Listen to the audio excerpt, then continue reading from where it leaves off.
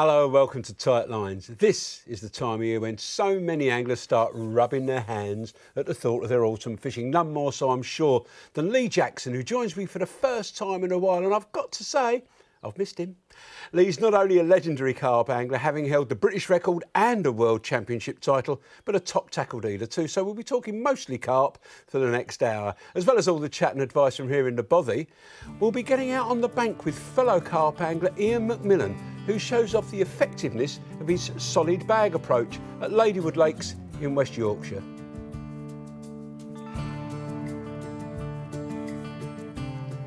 There's a report on last weekend's match this final at Worcestershire's Larford Lakes, where the winner walked away with £50,000, the biggest prize in UK match fishing. I'll have my weekly look at what's being caught and the best methods and baits to use at a selection of typical UK waters to suit anglers of all disciplines. And I'll also be putting a smile on the face of some lucky young anglers as I reveal August winners in our monthly photo competition. Well, Lee, I've got to say, mate, it's good to see you, and you look fitter than a butcher's dog. And you, mate. I must admit, I think we both looking pretty good for our age, aren't we, really, you know? Well, I know what my secret is. What's yours? I think, really, I've packed up alcohol, or drinking it, should I say. Yeah, I mean, it's nearly 5 months ago now, you know. It's all getting a little bit too much. I was drinking too much. I know you liked to drop a red wine, didn't you? Yeah, I liked to drop a red wine and liked any alcohol, to be honest with you. And, you know, I decided to sort of circumstances well done, that are knocked it on the head. Excellent, well done. And you've been catching a few fish as well. Yeah, I mean, the fishing's been difficult this year. It's not been. Do you think it's because we've had such a good summer weather-wise? Possibly, yeah. I mean, on the lake I've been catching, I mean, it's not an easy lake anyway. But I mean, a lot of the time I've been getting on the fish, but unable to catch them. And the problem is depth of water. You can be on the fish, but your bait's 17 foot below them and things like that. And a lot of times they've been feeding on. I think they've been feeding on fry. Really? You know? I mean, a friend of mine caught one recently, and I actually saw it cough up a little tench. So, that's an interesting concept. Is this? Oh, it's a lovely fish here. Is this from that lake? That's the lake. Yeah, I've been fishing. Yeah, beautiful fish. Yeah, there's quite a few of them like that. They're absolutely lovely looking carp. You know, the best looking carp you see, basically. Amazing. Yeah, well done, mate. Now, when Iain MacMillan was here a few weeks ago, he told us about a venue up in West Yorkshire. He said it would be a perfect place to demonstrate one of his favourite methods. It took a little while to sort out, but last week we managed to get up there to meet him and his perfectly made solid bags.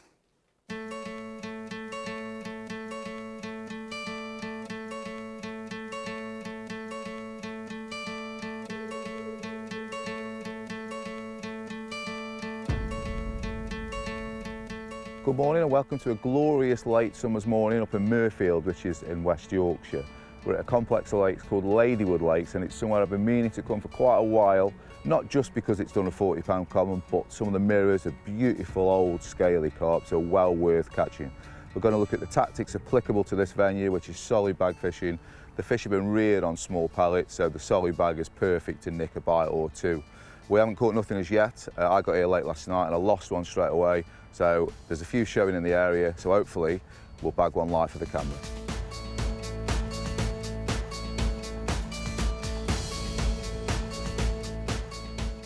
Right, I'm just going to talk you through my solid bag rig, which I'm using today at Ladywood. Now, starting at the pop-up end, it's a little 10mm squid and octopus. Stinky, very bright, very visual, and I think that is what gets you the bites as well as the attraction from the actual dissolved bag of pellets. So a simple size 6 short curved shank hook, 15-pound braided hook link, little 2-ounce lead. Now the lead is quite important that you don't use a lead that's probably more than 2 ounce, because once you've bulked the bag out with pellet it becomes about 3.5 ounce, so be mindful of the test curve of your rod. Talking about the lead, it's quite applicable because you're using such a short hook link. You really want that lead off, and you can see there that the lead core is going around the lead, so that's fish drop-off style, as it's known. Now what that means is when the fish picks the rig up, it shakes its head and the lead simply falls away. So in a rocky situation like you've got here at Ladywood, the lead comes off, the fish comes to the surface, so you're left totally free to play the fish, basically free lining. Just a short length of lead core there. I don't use too long a length, spliced at the end, so all that's sticking through is about 1 inch of lead core, so you can get a bite, tie a new one on, and then it's quickly out, back on the same spot to hopefully get another bite. You can see there the mix, that's the pellet mix I use. They're just a mixture of 1 and 2 mil swim stim pellets, and then that is, in Blue Peter fashion, is the finished item. So very neat, very compact. You can fire them about 100 yards easily in the right conditions. So what we'll do, we'll drop this in the margins and we'll just show you how the finished rig sits on the bottom.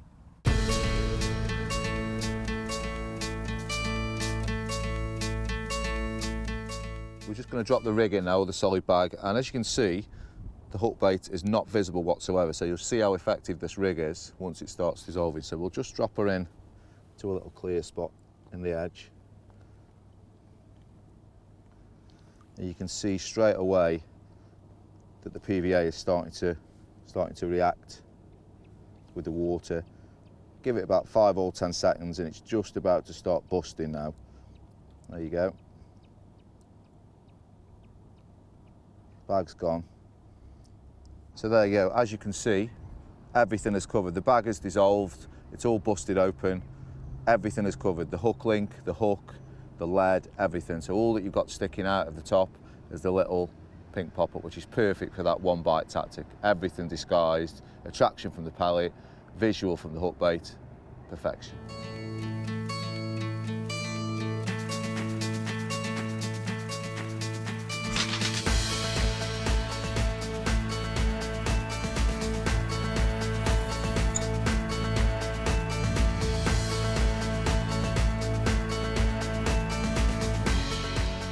A little bait section now, which is particularly applicable if you're going to come to Ladywood, and it was some advice that I took from Gus over the phone, the bailiff, and it was to stick to relatively small items of loose feed. So rather than coming in with your big 20mm and 15 and 18mm boilies, they've been reared on pellets, you know, come in with a small approach really. So what we've got here, we've got the 6mm marine halibut pellets, very, very oily, not dissimilar to what the fish have been fed on over the years since they've been bred.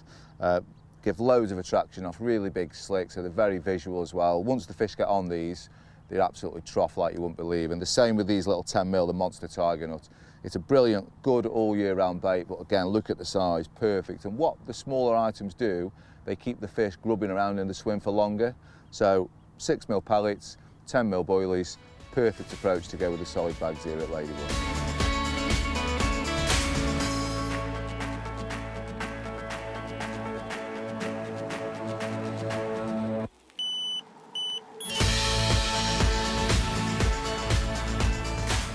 Right, here we go.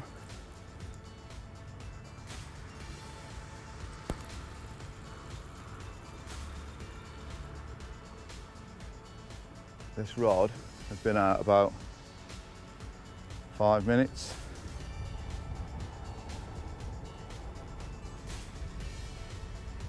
And I'm absolutely petrified of it falling off. There we go, on the surface. The lead has come off, so it's above all of the rocks. It's quite a snaggy old gravel pit in the margins. But if you can get the lead off, the fish come above all the potential hazards.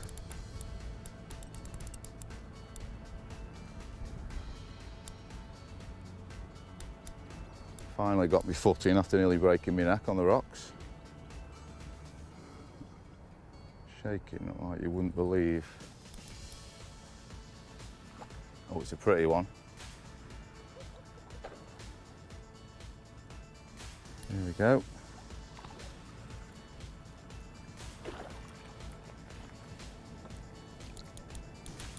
Come on, baby.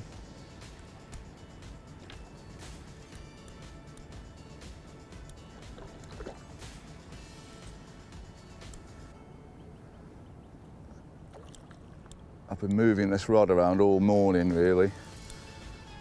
And then I did see a couple shout.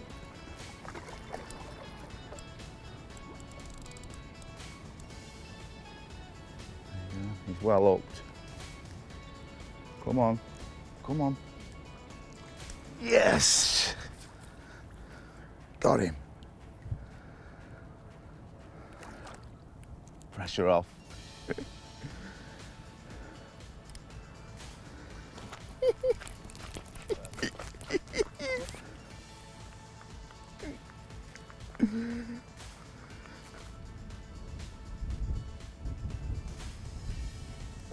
go. The pressure fish. About 12, 13 pound. Absolutely mint condition, not a mark on him. And it was just that little solid bag that was the downfall of him. The wind's just picked up slightly now, and it's moved a few fish from out in the open water and the deeps, and it's just pushed them in onto the shallow shelf, which is where we nicked him from, just across where the solid bag went. But again, testimony to the fishery and the stock, not a mark on him. So we're slipping back, and we'll try and get a bigger one.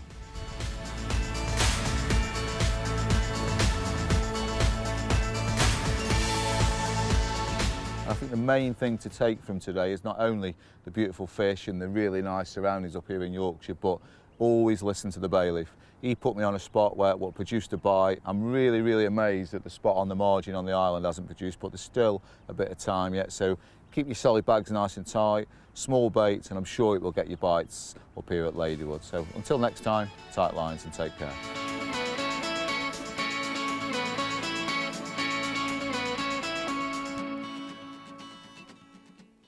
I don't think it's only Ladywood who gets fish on those PVA bags. That was just the most perfect demonstration of why they are so effective. You know, you think of the Match Angler's method feeder and the way that works, where you can't do that properly with hard pellets, and sometimes with soft pellets, the small fish can get at them, can't they, Lee? Yeah, that's right. Yeah. I mean, basically, you're attracting attention to your hook bait, and Exactly, you know, I mean, if you're fishing with free offerings out there or anything, you've got that little package of food there that, you know, fish find it very hard to resist. And best of all, it camouflages your entire rig. It's That's camouflage. right, yeah. But, yeah. you know, he was so chuffed there with that fish. And I mean, there's I wonder why you brought this picture in, because that's not normally the size of fish I associate with Mr. Jackson. That was really on a charity event. Oh, yeah? I mean, first of all, I fished for carp, and I hope that a few big ones come along the way. And that was a charity event I do every year over in Oxford for motor neurone disease. Oh, yeah? And, Ting Tong was there, and we had a great time. You know, caught plenty of fish for a change, you know. Yeah. And that was all in PVA bags. Lovely. Tactics, you know. Well done. And, See?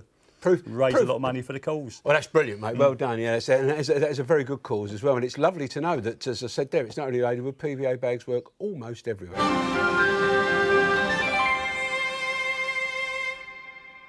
If only we'd have been around all those years ago when you caught this. Although you're not smiling, no. Where did you drag that up from? I mean, that was my first carp caught in 1971. About 2.5 pound it was, and the reason for the non-smiling, it weren't a done thing at the time. You know, It was okay. I was like happy as anything with that fish, but you know, it weren't a done thing in the angling press to be seen with a smile on your face if you caught a carp. You know, is that one of those hats that the Scottish football fans wear with the ginger hair? Well, on? yeah, we used to we had them hats on. Yeah. Yeah, so you could sort of hide, you know, if someone next door was catching them and you want to hide a little bit, you could do, you know. Happy days, mate. Now, we saw Iain MacMillan before the break with his solid PVA bags. Now, you brought in a slight variation on the thing. Yeah, I mean, basically, I use PVA. I think it's a fantastic method for attracting attention to your hook bait, you know. I use solid PVA bags, as does Ting Tong, you know, a little bit, but mainly I predominantly use like small, like the mesh ones. Let's just hold this up, because he used sort of variation on this rig, if you like, only he used a drop-off lead. Now, you've gone for more of a helicopter rig here. Yeah, well, I prefer an helicopter rig, basically, because in my view, it's the safest rig you can use, you know, because providing that bead and that swivel are free to go over the... I mean, I've got a small loop on the other end of that unleaded material. And so... See that bead? Slides up the line. So if the fish... the line breaks. The line breaks above the leader. If the fish just pulls that, that will come off. The lead will come off, and the fish is then free. Well, and the lead don't come off. The hook comes off. Yeah. Rather, yeah. And it's amazing how quickly fish can get off hooks on slack line. That's right. Yeah. And that's how it works. Yeah. So the hook comes free rather than the lead. That's got to be better, hasn't it? Yeah, that's right. Yeah, yeah. But no, I prefer to use these like little tiny, like just a walnut size. Mesh PVA bag as opposed to a pellet, you know, as opposed to a solid bag. And I mean, those particular pellets are 3 mil. I think they've got spirulina in, something like that. Stuff that's really attractive for the fish. But funny enough, someone said to me, the guy who told me about these said, though they're very attractive to the fish, these green ones, you don't reckon they eat them. you know, but which is strange. But I found them to be ever so attractive, and then it's just really. I just want to have a look at this hook setup first. Is this the same rig that you'd actually use? So you've got this because you've got a boilie on there. Is that? I'll take it that's a bottom. Yeah, I might actually use that rig last night. That spent all night in a lake. He's had a swim then. I cut it off today. But you've got a little bit of plastic corn on there. Yeah, I like the old. I mean, with the plastic corn, I like to use the. That's my particular favourite, like the glow in the dark, unflavoured version. For some reason, I seem to have better results on that. You know, and surprisingly, you know, if you charge the corn up with either torchlight or sunlight, you can get a little UV torch for them as well, can't you? Just blast them and it. Yeah, that's right. I mean, I find sunlight's equally as good, or an ordinary torch, to be honest with you. It's surprising how long that glows for. But another big advantage is on a few of the lakes you've got nuisance fish and things like that, and they could have the boilie off in the middle of the night, which they quite often do. But you still got a little bit of plastic corn, so you're still fishing. You don't wake up at prime bite time in the morning and worry that you haven't got a bait on there anymore, you know. And as we saw on the young anglers there, one of those fish was caught just on plastic corn. So it is a very attractive bait. Yeah, no flavour, no anything. No, that's plastic, yet they eat it. They must just be nosy, mustn't they? Do you think? I actually think there's an attraction with plastic. Do you? I do, yeah. I think there's, you know, it's, mind you, it'd be too long to go into it now. But just show us how you fish that. So basically, I mean, it's got two advantages. So you got little tiny walnut-sized food packets around your hook, and it's just simply nick the hook into it, and away you go. Another big advantage with that is it's not going to. It cuts down on hook link tangles, you know, because you've got a little bit of added weight there. Yeah, but I just think they come across that. It's just a little tiny food package, and that's it. That's all it needs sometimes to get, you know, attract attention to your hook bait and get an extra bite. I used that a lot. I have used that a lot in my match fishing. Right. So over the last 8 or 10 years, I would think. And it really works. One of the tricks you have to learn, I find, is to tie the PVA tight enough, because in match fishing, I don't want it to sit there 5 minutes before it breaks down. So in the winter, I use winter-friendly mesh that breaks down very quickly. I don't tie my bags in advance, because even low oil pellets have got some in, and that will make the bag break down slower. Just show us how you tie. Yeah, I mean, basically, it's you've got your PVA stock in here. Just nice and easy, isn't it? Yeah, just a few in there, literally a few. Then you've got a little plunger thing that you plunge it down with. Push it out the end. If I can get the plunger out, that is. And then... That's why your hands are doing it, not mine. Twist that round a few times. Little overhand knot. And the trick is to hold the knot tight against the bag when you pull it down. There you go. There you go. Cut that, snip that off, and I'll normally trim it up a little bit, you know. So it's. I'll do you a favour. I'll tie the other knot. Tie the knot ready for the next one. Ready for the next bag. That's right. Yeah. And there you go. That's all you need, you know. And that, I'll tell you, that is such a perfect size for match fishing or for long stay carp fishing even. It's just a tiny little mouthful, a pocket of attraction. That's all you need sometimes, you know. Yeah. And I know some anglers now, instead of putting these on the hook, have started putting them on the lead, especially barbel fishing on rivers, because they found the fish are getting a little bit wary, little piles of pellets, which is quite interesting. Yeah, I mean, I always prefer to have it on the hook, to be honest with you. You know, for the purpose, cuts down on tangles and everything else, you know. Now, I'm going to ask you now a question about this other little rig. It's on mono, but look at your bait. Yeah, I mean, we saw Ting Tong using small baits and advocating small baits. I mean, I've caught loads of carp on just that. I mean, all it is basically 5 grains of dried corn, make a little, dried hemp. Uncooked hemp. Uncooked hemp. Put an hole through them with a mat pin, thread them onto your hair, what's going to be material, knotless knot, little spot of super glue on the end. And that's it, and you can keep casting it out, catch fish after fish. In actual fact, the first and only time I've ever been barbel fishing, the guy took me to the Royalty, and he was fishing a bit downstream to me. And in the end, he's supposed to be the expert, but he was coming along and asking me what I'm doing because I was using that, you know. And it's a little bit like a needle in an haystack, some people think, but they love it. Oh, no, they find it, mate. They know where everything is. And they're such random feeders, aren't they? They'll get a bed of hemp and they... You know, they're like that's hoovers right, going I around. mean, you across- notice when you got if I'm ever stalking using MP, you know, 2 catapult pouches full, and I can't believe how long it takes those fish to eat every single grain. You know, and they keep coming back. Yeah, You know, yeah. even when there might only be 1 or 2 grains left and they've gone, you think I'll put some Yeah. more in, and I've actually observed this, so I know it's not theory. Yeah. And they'll come in and have a look around, and all of a sudden they'll go, oh, here's another bit. Yeah. And once one of them starts, his mates That's come in right. to join them. And I think sometimes if you put a little bit of chili, what I found, if you include chili flakes in with your hemp, just a small amount, I think it's so strong that actually impregnates the bottom and everything. So it adds to the attraction. Definitely stops you biting your nails as well, I can promise you that.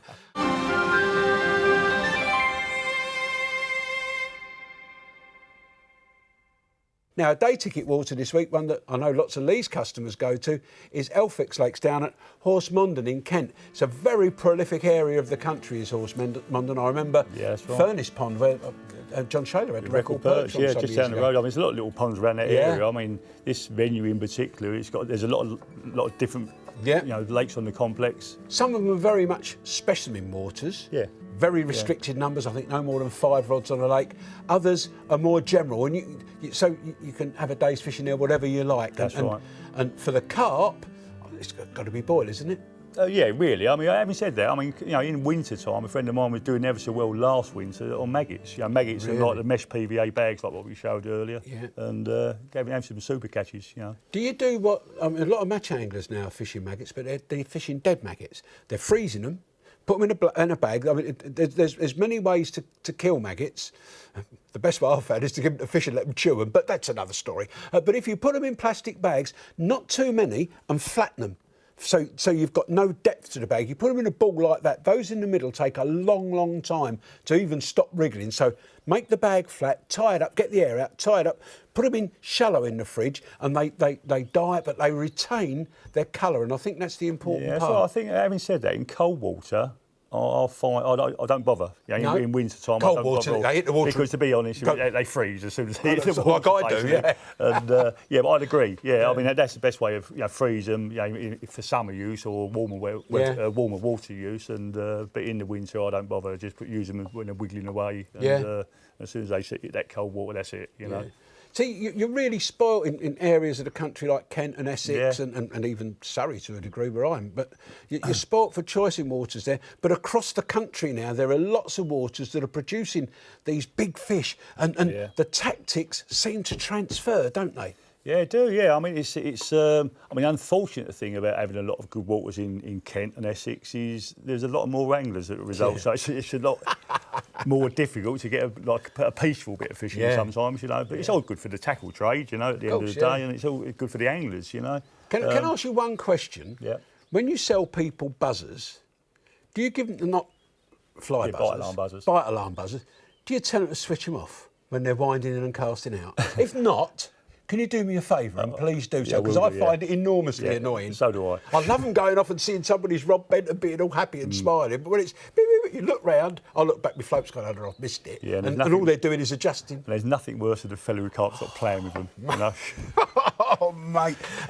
Right, we've seen some of these rigs. One thing I didn't mention on the rig is this stuff. Now, you look at it, and I thought it was lead core.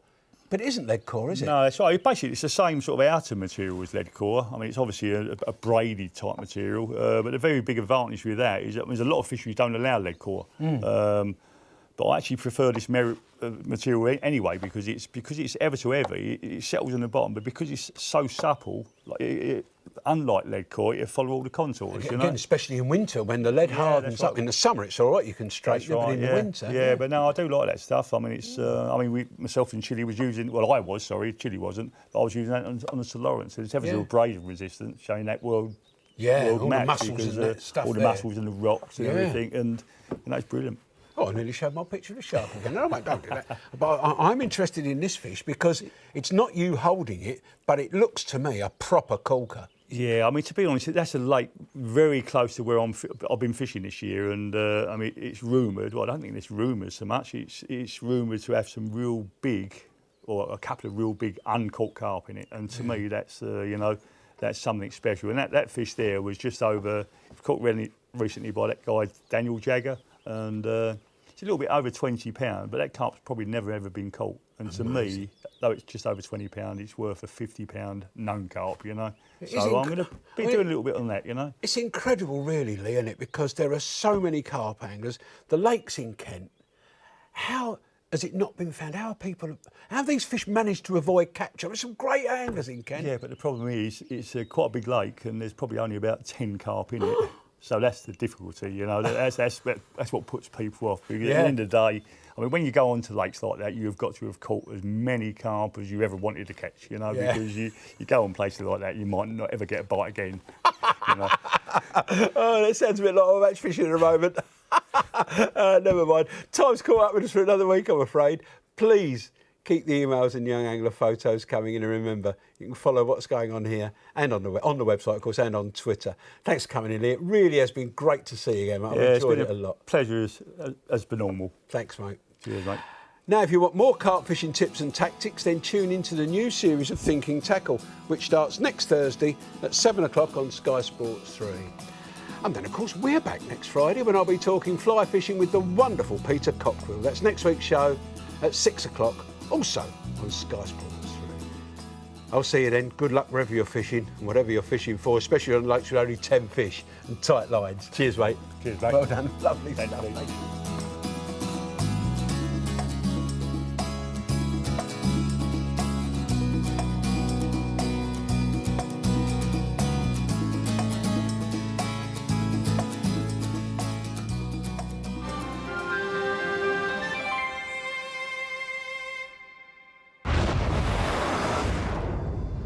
Watch all 6 Sky Sports channels on your mobile and online.